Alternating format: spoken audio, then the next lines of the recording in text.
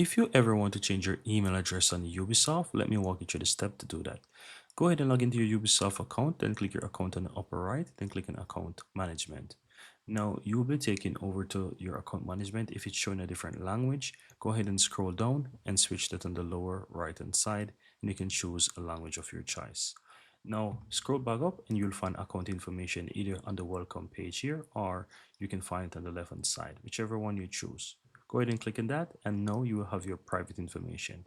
You can see your email address. Go ahead and click on edit to the upper right, and here you have the option to change. So click on change, and from here you'll follow the steps to be able to basically change your email.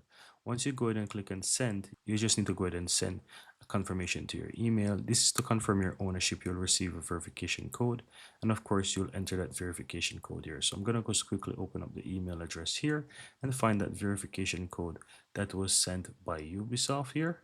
That normally comes under my update, so I'm going to check it. Here I'm going to copy the code, and then I'm going to enter that valid code here, then click on submit. And so you can see that I now have the option to enter my new email address. Once I enter the new email address, I'm going to hit send to send the verification code to this email address, and then I'll be able to change the email address successfully. And that's it.